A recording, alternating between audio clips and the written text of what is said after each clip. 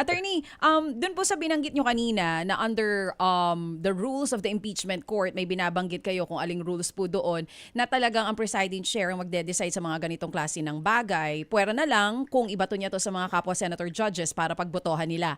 Ano pang mga ibang mahalagang punto ang pwedeng ang magdesisyon ay ang presiding chair na aabangan natin in the coming days? Halos lahat, DJ Chacha, no, pati mga interlocutory motions, pati yung mga objections at saka yung mga motion na yun nga na interlocutory, no, katulad nung subpoena na to, this is an interlocutory motion. So lahat po ng halos sakop ng mga tatalakayin sa impeachment court, it is only the presiding officer who has the final or first chance na mag-decide on the matter.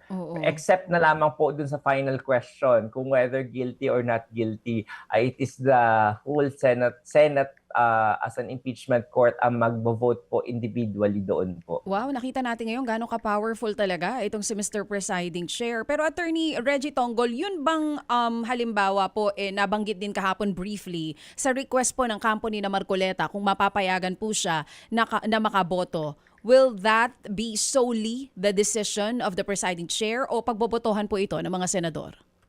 Ayun po yung kahapon na binanggit po, no, na hindi po yun relevant to the matter before the impeachment court. Kaya ang resolution po ng presiding officer doon ay i-refer po doon sa plenary at doon po pag-uusapan yung matter na yun na request ni Senator Marcoleta because it goes into the function of being a senator po, na adjunct lamang po yung function niya bilang senator judge sa impeachment court. Even if yung hiling niya po may kinalaman sa impeachment, hindi pa rin yun pwedeng ang mag-decide is presiding chair lang dahil yung role niya as a senator ang kailangan pag-usapan. Ganun po yun, Attorney Reggie? Tama ka dyan, DJ Chacha. Yun talaga yun. Kasi parang kaakibat lang naman yung kanyang ginagawang role as a senator judge dito eh. But it is his whole role as a senator ang kailangang tingnan kung papayagan ba siya to function as a senator, and because he will be allowed to function as senator, syempre pati functions ng senator judge,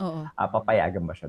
Mga kapatid, patuloy po kayong tumutok sa 105.9 True FM para sa totoong balita, impormasyon, music and entertainment. Mag-subscribe sa aming YouTube channel at podcast at sundan nyo kami sa Facebook, Instagram, X at TikTok sa True Network PH. Bisitahin din po ang aming official website, truefm.ph. At panoorin din kami sa True TV Signal, Channel 19. Kami po ang 105.9 True FM. Laging true sa'yo, kapatid.